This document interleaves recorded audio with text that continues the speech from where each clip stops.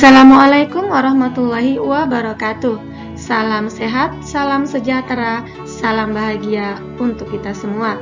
Jumpa lagi dengan saya Siti Hasanah, calon guru penggerak angkatan 4 dari SMA Negeri 13 Maluku Tengah, Kabupaten Maluku Tengah, Provinsi Maluku. Kali ini saya akan memaparkan tugas 1.1A9 tentang koneksi antar materi, kesimpulan dan refleksi pemikiran Ki Hajar Dewantara. Namun sebelumnya, kembali lagi saya perkenalkan orang-orang hebat yang mendampingi saya, yaitu Ibu Nur Laili sebagai fasilitator dan Ibu Aini Letahir sebagai pendamping praktik. Setelah mempelajari pemikiran-pemikiran Ki Hajar Dewantara melalui berbagai kegiatan, muncul suatu pergerakan pada pemikiran saya untuk mengimplementasikan pemikiran-pemikiran Ki Hajar Dewantara dalam setiap proses pendidikan yang saya lakukan. Karena jika semua itu menjadi ruh pada ekosistem pendidikan, maka akan menghasilkan generasi-generasi cerdas, berkompeten, dan berbudi pekerti luhur sesuai dengan profil pelajar Pancasila. Berikut adalah sintesis dari materi kali ini yang akan dijabarkan melalui 3 pertanyaan. Yang pertama, apa yang saya percaya tentang murid dan pembelajaran di kelas sebelum saya mempelajari modul 1.1? Pertanyaan kedua, apa yang berubah dari pemikiran atau perilaku saya setelah mempelajari modul ini? Kemudian pertanyaan yang terakhir, apa yang bisa segera saya terapkan lebih baik agar kelas saya mencerminkan pemikiran Ki Hajar Dewantara? Kita mulai dengan pertanyaan yang pertama. Yang saya percaya tentang murid dan pembelajaran di kelas sebelum saya mempelajari modul 1.1 ada 3 hal. Yang pertama, murid harus bisa menyesuaikan diri dengan berbagai karakteristik disiplin ilmu yang dicanangkan kurikulum. Kemudian yang kedua, murid memiliki potensi yang berbeda-beda, tapi jika mereka tekun, maka mereka akan kompeten sama halnya dengan mereka yang memang memiliki kompetensi.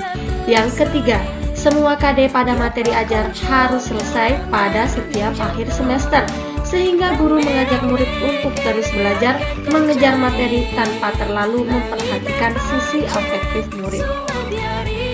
Pada pertanyaan yang kedua, yang berubah dari pemikiran atau perilaku saya setelah mempelajari modul ini adalah: pertama, mengubah mindset bahwa murid bisa kompeten di semua disiplin ilmu.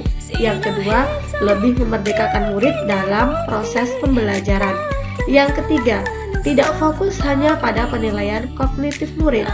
Yang keempat, lebih memperhatikan kodrat yang ada pada murid.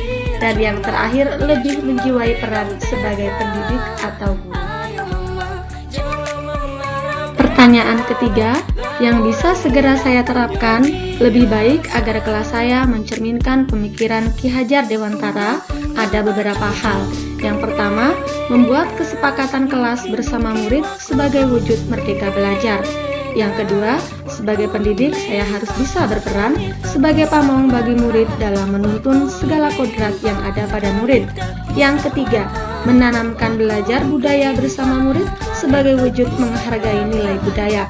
Yang keempat, menggunakan kalimat-kalimat positif dalam menyampaikan pembelajaran sebagai wujud menghargai diri murid. Kemudian yang terakhir, menggunakan pendekatan dan metode pembelajaran yang berpusat pada murid.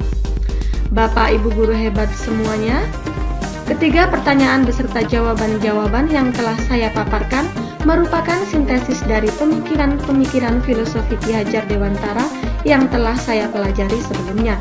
Semoga dengan adanya pendidikan guru penggerak ini, pendidikan di Indonesia semakin merdeka dalam segala aspek.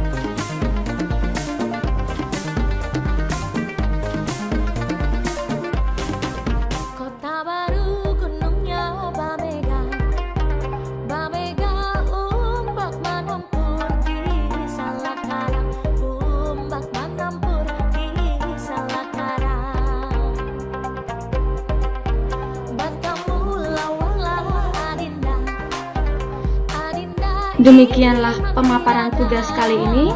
Kurang dan lebihnya saya mohon maaf. Sekian dan terima kasih. Wassalamualaikum warahmatullahi wabarakatuh.